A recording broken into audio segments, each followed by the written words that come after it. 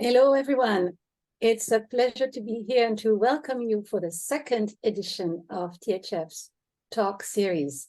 Today, we'll talk about co-development and co-leadership. We will discuss what these concepts are, what are the benefits of both co-development and co-leadership, and how a team can get started to use co-development. To discuss these topics, I have with me Nathalie Sabourin.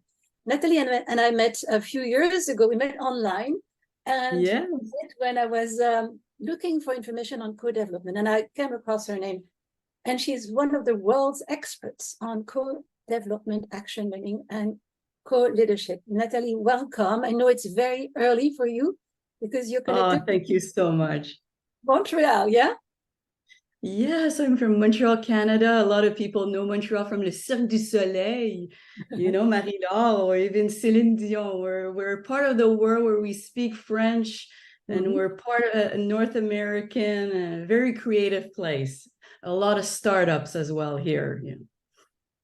Wonderful. So before we go into the definitions of CAL and co-leadership action learning as in long form, I'd like to understand how you came across this modality and what motivated you to specialize in it. Right. Well, I'm a strengths-based coach. And, Marie-Laure, my real purpose, what I love to do and why I wake up every day is to find new ways to elevate leaders and mostly unite teams. That's really my big source of motivations, is how we bring people together. And I'm fascinated by innovation and looking for ways to be more engaged. And I'm always looking for new approaches, new methodologies. And this is about 10 years back. I was involved in leadership development, and I came across co-development action learning. And the leaders, the managers that I was just saw that this was a methodology where they grew so much. They moved forward. And I saw them together, how they co-created solutions, how it completely opened new possibilities and really enabled them to feel more confident in their roles. And when I start to implement this in teams as well, that's what I saw. It broke down silos, brought people together so that they could really, move forward in today's complex world. Yeah. And we can feel the passion behind your commitment to the process. So we'll go into the details. To introduce the topic to our audience, I'd like to maybe watch a video that your organization produced. Watch the first part in a second. Let's launch the video. Thank you.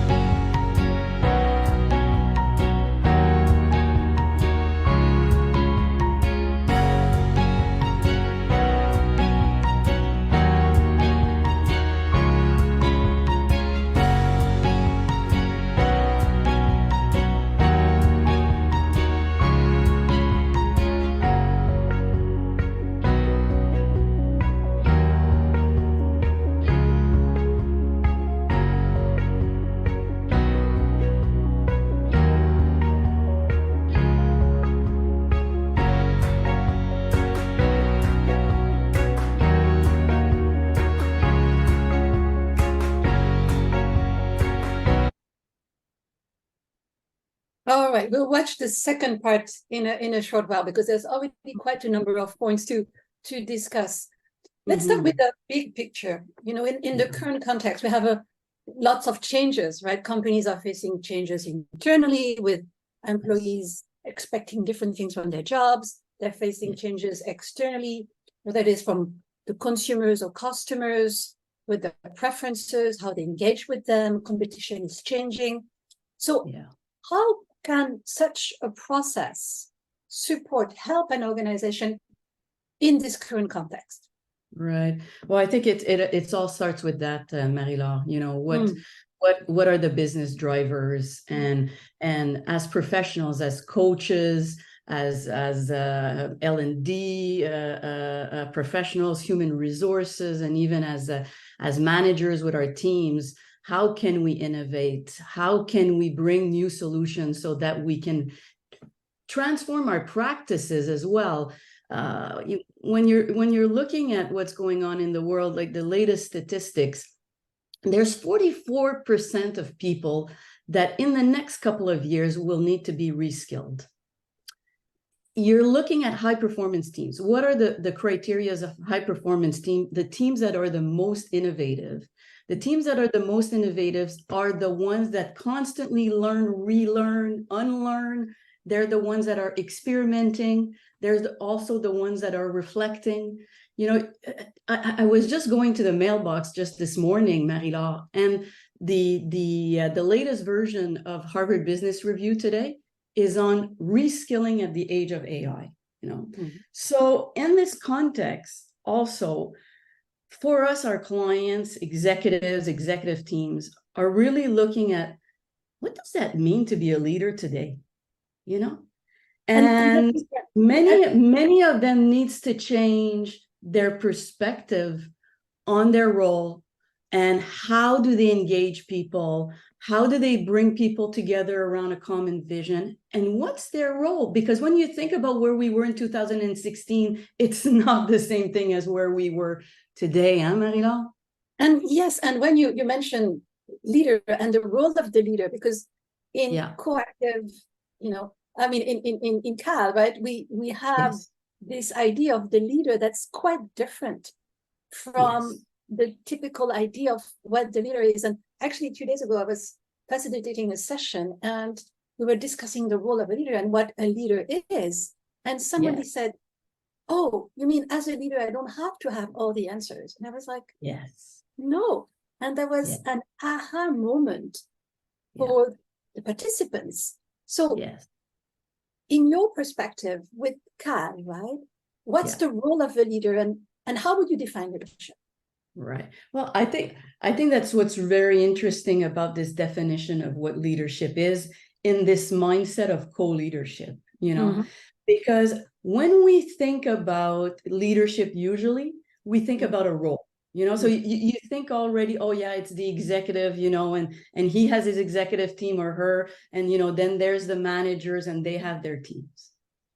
So when we think about that, then we're in kind of this top-down vision. Okay. But today, leadership is about having a positive impact on situation and people. That's what great managers, great executives who are great leaders, that's what they do.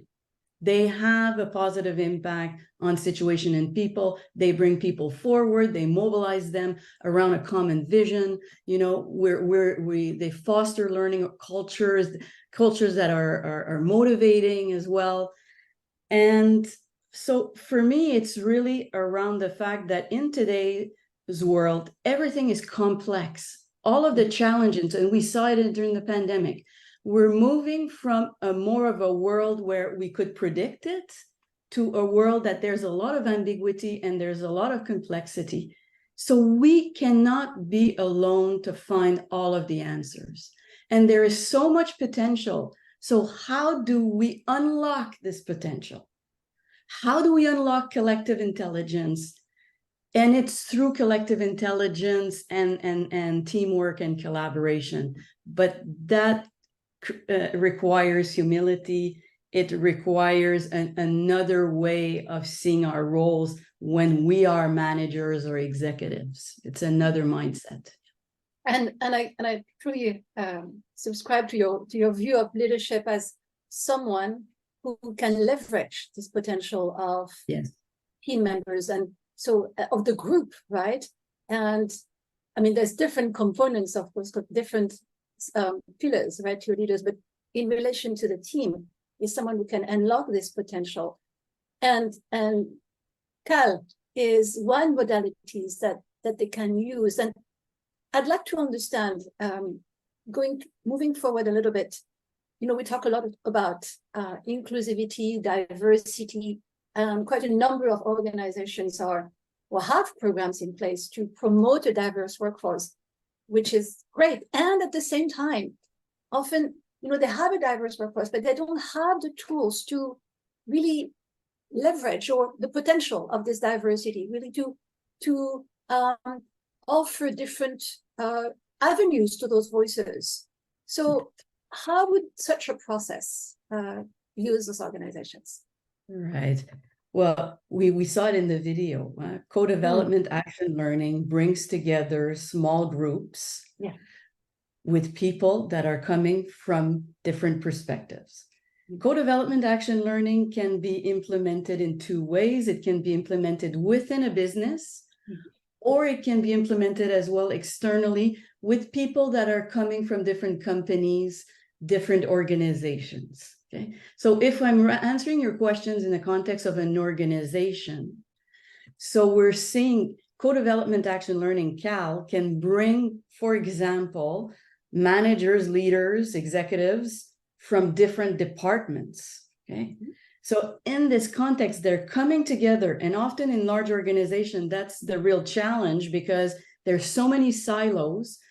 People don't know each other. Okay, but Caille will be bringing people from different departments, and they'll co-create solutions together that are real work situation.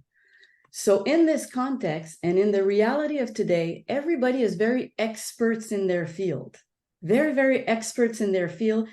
And when people start to learn from each other with Caille, they realize that it's people from not their field at all, that help them the most, that have the most creative ideas. Or it's the sum of these collective ideas that are coming together that's fostering this creativity. And creating something new. Sorry? Yeah. And creating something new, completely new. Exactly. So when we're talking about diversity and inclusion, well, the Caille methodology has these principles of mutual goodwill, divergence thinking. We're not looking for consensus, which is often what's going on in meeting rooms. In Caille, we're looking and we're encouraging diverse thinking, diversity of thought, and to work together with respect. And we're developing these skills of listening, the art of asking good questions, giving each other feedback. So those are all of the skills that we need to be able to foster collaboration. And I think it's really interesting that you stress the perspective of, you know, from people who are going into the process. Often when we have processes or tools, we talk about, hey, what are the different steps? What do I need to do? And we forget, how do I need to be? What's my perspective? And I think it's important to really stress that. Where should I come from? How should I show up as a person, as a leader, as a team member? And then I can embark on the process. Before starting, you know, what's the being? What's the quality of being? What's the perspective? So thank you for stressing that. We've talked about different aspects of Caille and co-leadership. Do you have some concrete examples to share? Maybe your success story of how it helped an organization find a new solution, innovate. Maybe how it changed the team dynamic. I mean, I'm sure you have lots of them, but there's so many, and just to also continue on what you were saying, this way of being, Marie-Laure, when you're coming in with Cal, you're coming with a learning mindset.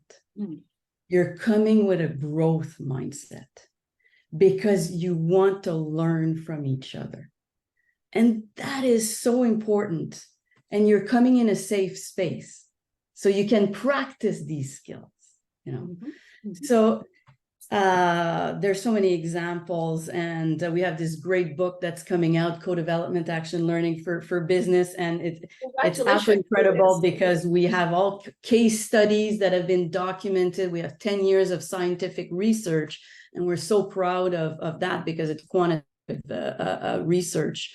So just as I mentioned, co-development can be integrated, for example, in executive teams. So we have an executive team that wanted to move more from a top-down culture to more foster co-leadership within their larger leadership team. And they started to use co-development action learning to learn to move from more of a top-down to more of a horizontal culture. Okay, and that was absolutely, it was integrated in the team coaching journey. So that's one example.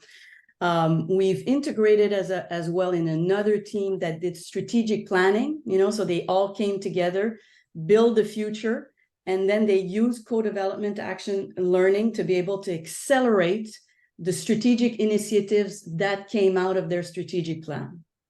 Okay, so that's very, very interesting. It's often used as well in large leadership development programs, so where there's formal training, but then there is also either co-development action learning groups where leaders will come together for 8 months, 12 months, where they learn from each other and they co-create solutions, or it can be integrated where there's a leadership development program with training, and then there's co-development action learnings that alternate. And one of the things that for groups that are done externally, as I mentioned, the ones like for 5 years, I was involved in co-development action learning for entrepreneurs. So it's entrepreneurs that have their businesses and they're very lonely. You know, when you're an entrepreneur, you're feeling pretty lonely at the top. So they join with other leaders from other companies, and they grow together, and they'll tell you that they accelerate their businesses by this methodology. Yeah. Fantastic. So we hear that there's different ways to use that internally, externally, across different divisions, across different companies, for large companies. So there's the versatility of the methodology, which is, and when you mentioned it can be integrated into a learning and development program, and we've used that, and we hope to use it again, of course. I found this quite useful because when we have an L&D program, when we have workshops, it's very useful, and it's not enough often because you need to see how practically do I use those concepts? What does that mean in action? And how does that mean to work in teams? So this for me complements a traditional program extremely well. All right, so we've talked about the benefits, the concepts, leadership according to Cal. Let's talk now about the actual methodology, because we want to get really concrete. So we're going to watch the second part of the video. Let's start.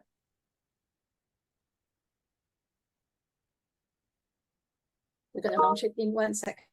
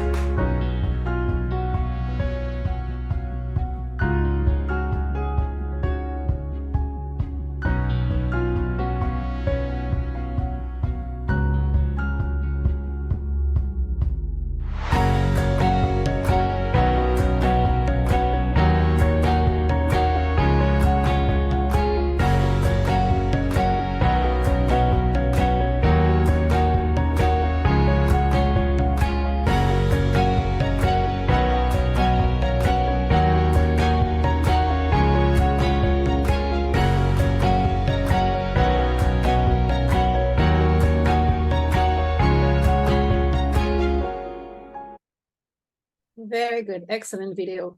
So I'd love to hear more about the process. How long does it take?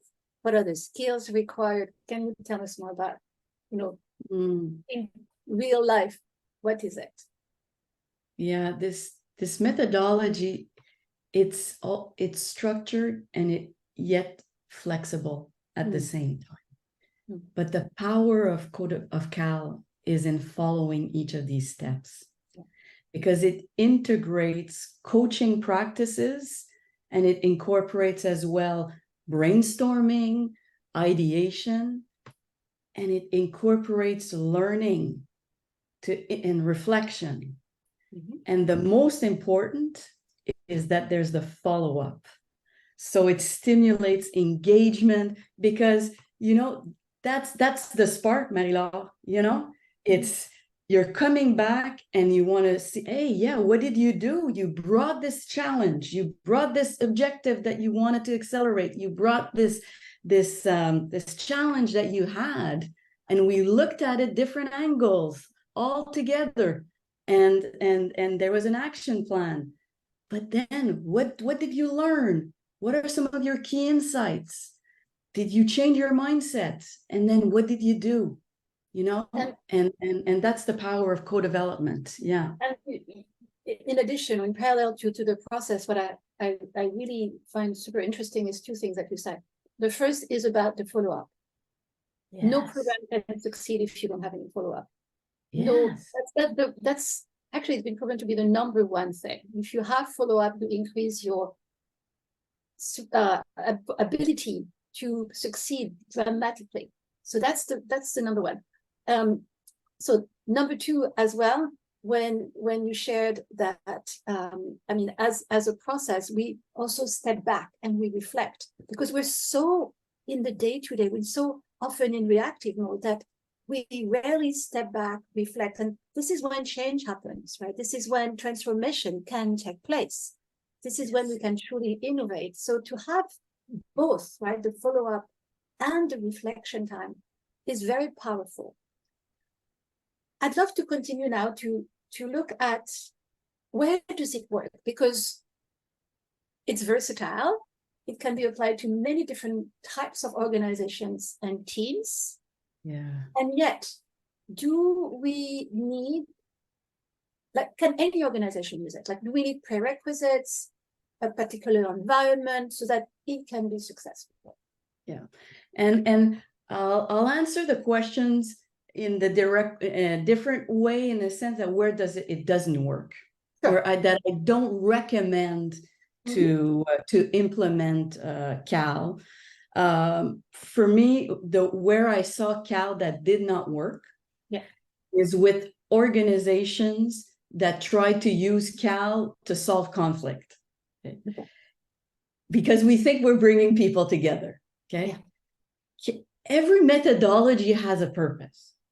And the purpose of Cal is not to solve conflicts. We need to use other methodologies.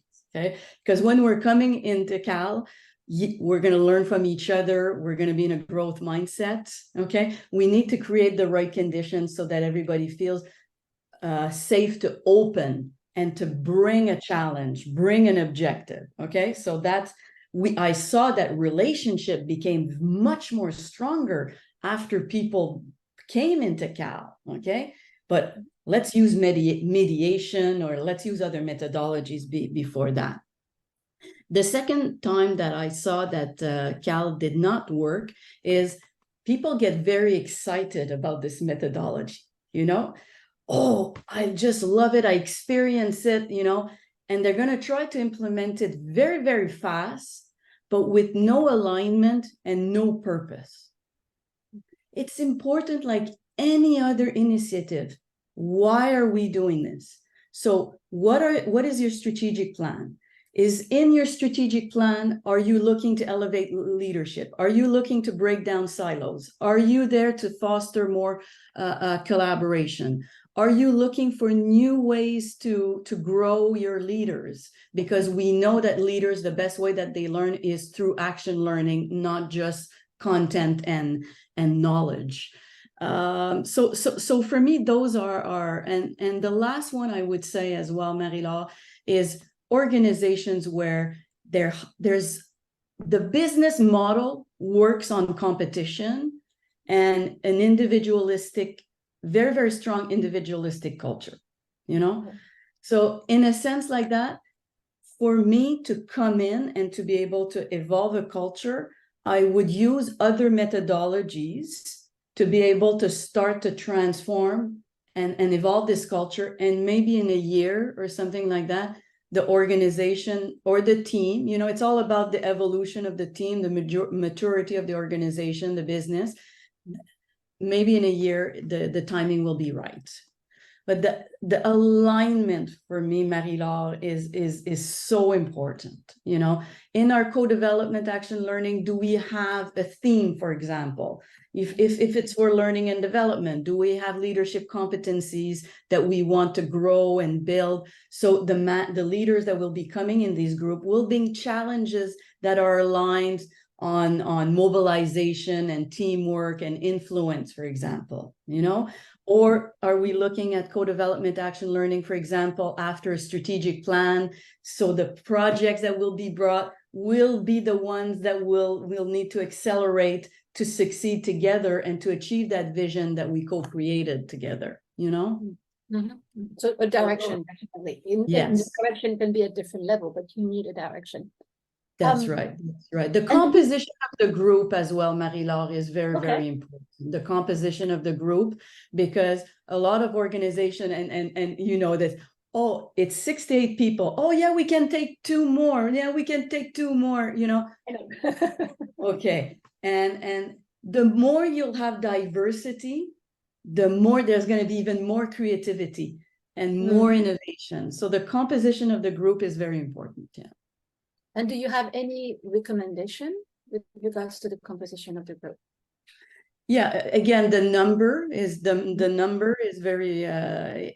very important, and depending on what you're trying to achieve, you know, and what is the goal of the group, you have to ask yourself, you know, am I going to have different levels of hierarchy, or if there's level of hierarchy, will that not foster enough trust or openness? Maybe I need to have a group that is only, you know, for first level managers, another group for directors, another group for executives, you know? Is the team okay, that's it, mature enough so that, yes, they feel that they can use the methodology, you know, with their peers, that are together. So it's important as any organizational development initiative, you know, to reflect on what we're trying to achieve and what's the best group composition. Yeah. So I would assume that you spend quite a bit of time with your clients to reflect on who are going to be the participants, how we're going to put them together, what's going to be the right number, and so on. Okay. Yes, absolutely. If we're looking for example, with groups that are more external, okay, there's many groups that have been like for HR professionals, you know, HR professionals that are in smaller businesses, they're often alone, so they'll be coming together, you know, so there we'll give the opportunity for people to come for like one session, and if they're seeing that maybe there's a competitor or whatever and they'll not necessarily feel comfortable, then they'd be able to opt out, you know. Or others, for entrepreneurs, again, we're looking at for the most diversity, you know. So what are we trying to achieve? In hospitals, it's very interesting, or in the public sector, there's nurses that are coming together, social workers that are using this, you know, because their challenges are very, very significant and complex. So they're coming together to solve and to discuss you know, cases, and looking at new ways of how they can bring solutions and open new possibilities. Yeah. Great. And in terms of skills or special skills or knowledge, does the leader, if they want to do it, you know, by themselves, does the leader require specific skills? And even the participants, right? Is there some requirements from the participants? Well, I mean, from the being we talked about the growth mindset and the willingness to learn, and how you show up as a participant. Do you need special skills and knowledge? I'll go back to that fundamental that you mentioned, that learning mindset, and I'm a change catalyst. So, yes. I'm a strong believer that change in viral change, Marie-Laure, I'm less of a believer of this top-down change. I'm a believer of organic change, viral change, and work with the people that want to work with you, and go for the early adopters, because they are always in businesses, in organizations.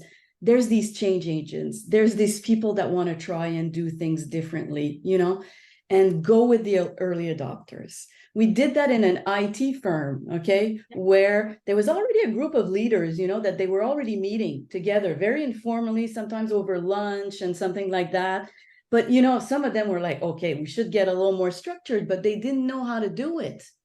And then we introduced them to co-development action learning, and it takes 90 minutes.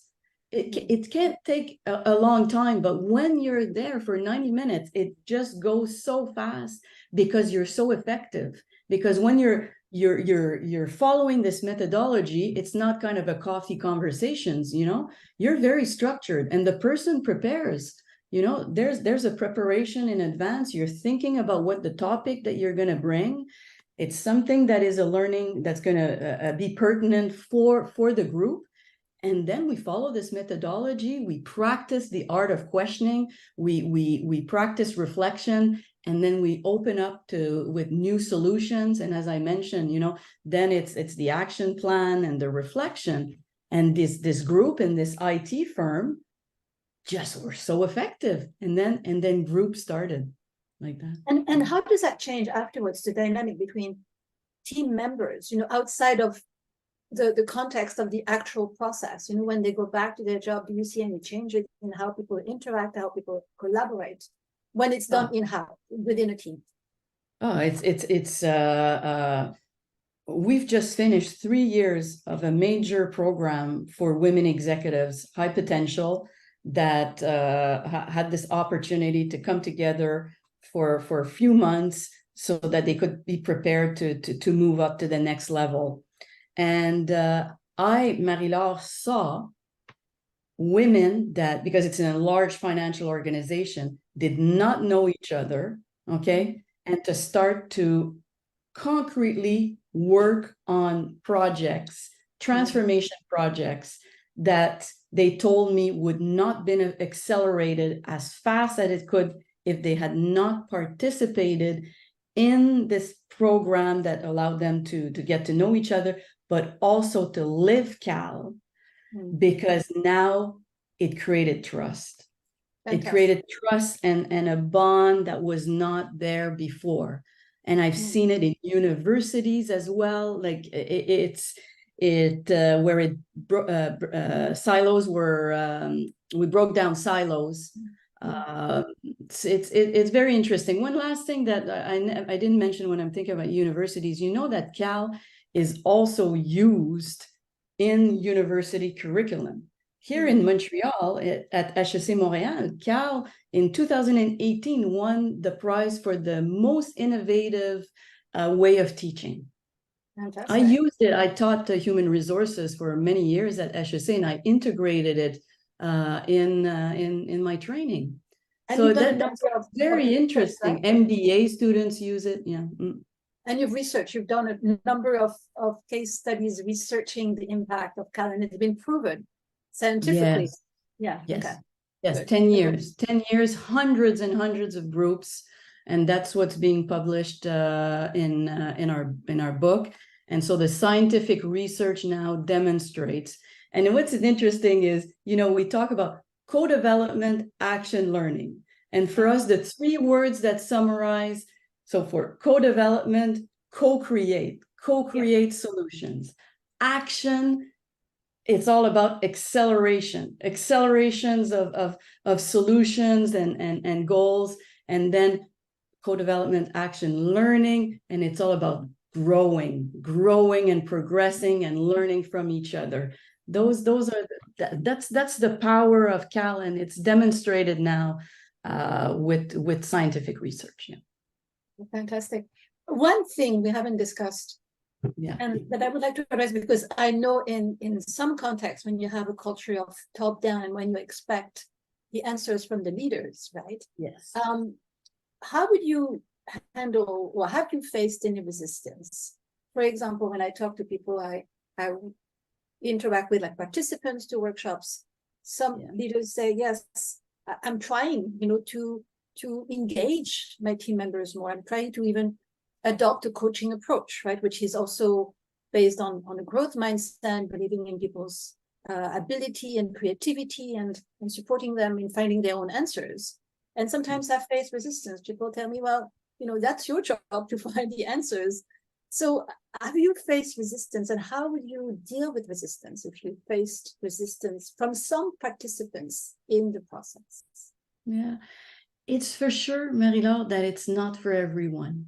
That's and going back to what you had mentioned, what are some of the winning conditions? Okay. Yes. So I think that's very important, because co-development action learning is about learning from each other. Yes. And there are some individuals that believe that knowledge comes only from professors, from textbooks, from going in courses or whatever. They don't believe that I can actually learn from someone else, or that I can learn in the flow of work. Yeah. But in today's reality, that's what we need to start to dare to do things differently, because we need to learn, unlearn, and relearn. When you look at it, all of the research is saying that knowledge now has a length of time of about 2 to 3 years, So, and within organization, it's the reality that we have not invested in a learning organization.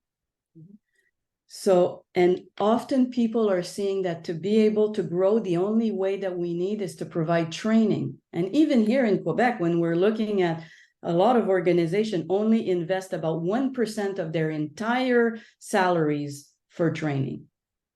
So this is a different methodology, where we're saying you can continue and learn and grow and be creative, and it's actually not going to cost you that much compared to the large leadership development training. But I think you need to be able to enhance co-development with other things. So let's work together, leader, manager, with your team. Let's look at your practices. Let's look at your meetings. When you're doing your meetings, are you the only one that's talking? Or are you using other methodologies like open space, World Cafe, just even your meetings? I always say, let's look at that, because when we're looking at how meetings are used, that's always an indication often of how the team is functioning. Absolutely. I agree with that. Yeah. So to conclude, to be very practical. Yes. If an organization wanted to get started and start using co-development action learning in the organization, how could they do that? What would you recommend? What would be the first step? Yeah. So within an organization, for me, there's 2 or 3 options. If we're looking and we're going to be talking more to HR or L&D, I think this can be very interesting, so that they can evolve and elevate their leadership development program. And really to look, or also coaching, because a lot of organizations, and I know your next podcast is on coaching. Coaching approach for management, yes. Yeah, Cal is a great group methodology to enhance a coaching and a learning culture. It complements, definitely. It really does. If we're looking to be able to influence executives, I find that if we're accompanying executive teams either in team coaching or in strategic planning, as I mentioned, I find make them live and experiment Cal within their team with a leader that wants to dare, wants to do something differently, and work on a concrete challenge or very strategic goal that will be pertinent to their colleagues. So that for me is a way that we've implemented CAL. And the third way for me in with a leader, it's to look at does this person want to evolve the way that the team is going to be functioning, and bringing the team together first to co-create a vision together, look at their plans, and then start to initiate them with this methodology can be a very interesting way. But we have to align it, as I mentioned, with a purpose, which the purpose is we're already good, or we're already great, and we want to be greater, and we want to foster teamwork and innovation. And are we really to dare and to do something a bit different? And for me, Marie-Laure, you know, the way we always say, Cal, try it and adopt it, because until you don't try it, you don't see the power of it. So I find like organizing a fishbowl where you can have a demonstration and having people that are going to be observing it. I've done it with 80 people, 100 people, can be extremely exciting. A lot of, we've had a forum with 300 young leaders, 300 young leaders. I had trained a group of young leaders. We organized 3 major fish bowls, okay, in 3 rooms, okay? And they were on the stage, and you know who were the client coaches? The 3? They were 3 members of this executive team in this large financial organization. So that was absolutely fantastic, because it was like reverse mentoring. Excellent. Reverse mentoring, yeah. I love it. And they brought strategic initiatives, very, very important to get action plans, but also to get buy-in and get feedback from all of these young leaders on how to transform the organization. Yeah. Fantastic. We've reached the end of our time together. One more thing about your book. You mentioned your book, and congratulations, because it's quite an achievement to publish a book, and you have a great publisher. Yes. When is it coming out? Can you just share a bit more information if anyone in our audience would like to get the book? What, you know, what's the title, and when is it going to be available? Yeah, so this is so dear to my heart, and thank you so much, Marie-Laure. So our book is named Codevelopment, Action Learning for Business. The 3 words: co-create, accelerate, and grow. Is going to be published by Routledge Taylor Francis, which is a very well-renowned publisher, and it's coming out this spring. So we're it's Cal 101. So when you have an opportunity to read this book, you really understand what it is. Then you understand the winning conditions. But the most important is that you will have the data now to build a business case, to access, to influence, and to inspire people to try it. Yeah. Wonderful. Congratulations again. Thank you so much for your time. It's always a pleasure to discuss with you, to learn from you. I'm always, fascinated by what you do and all the impact, the positive impact you have on organizations through your work and your commitment and your passion for that. Wonderful. Thank you so much. I know it's early, so have a wonderful day ahead, and we'll continue talking and discussing and sharing our different experiences. You take care. Bye-bye, everybody. Thank you so much, Marie-Laure. Thank you so much.